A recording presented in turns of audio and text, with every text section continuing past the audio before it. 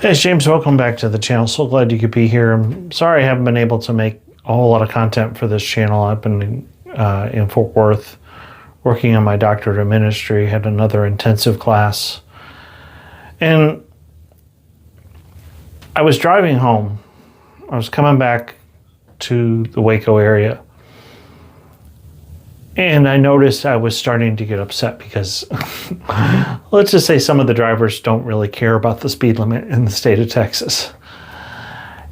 And it got me to thinking, is there such a way to actually do meditation with your eyes open?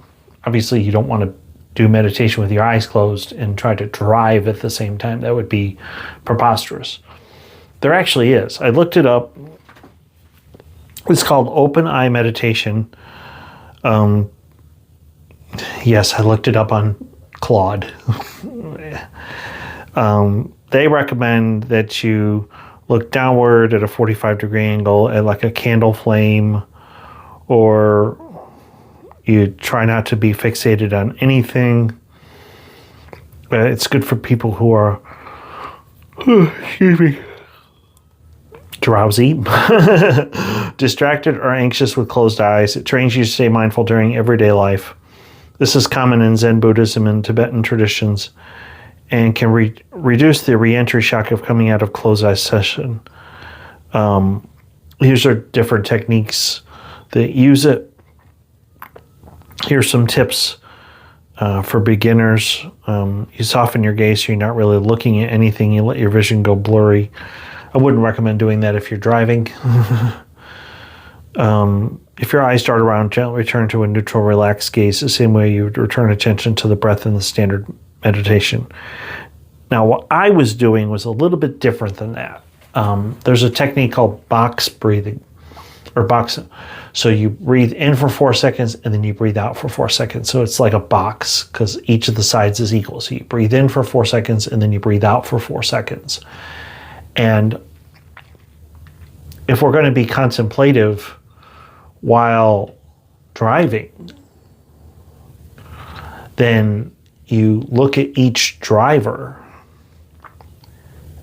After you take a breath in, take a breath out, and say, I see Christ in you. The main thing you want to remember is that we want to get away from the whole us versus them mentality.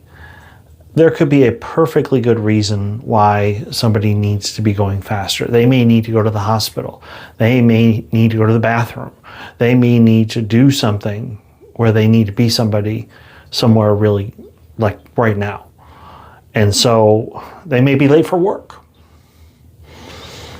When we assume the negative with other people, it will cause us to get into that dualistic mindset where we're thinking about it's an us versus them mindset, rather than acknowledging that person is just as much of a child of God as we are.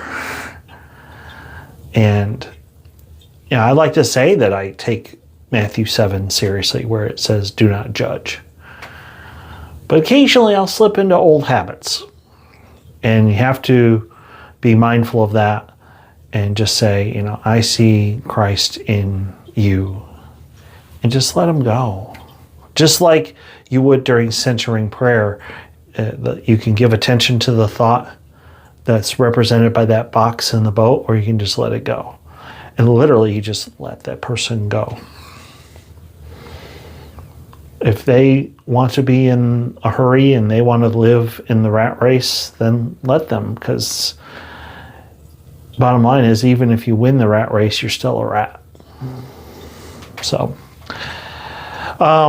if you are new, I would ask that you hit like and subscribe. I do want to thank you for being here. Thank you for watching.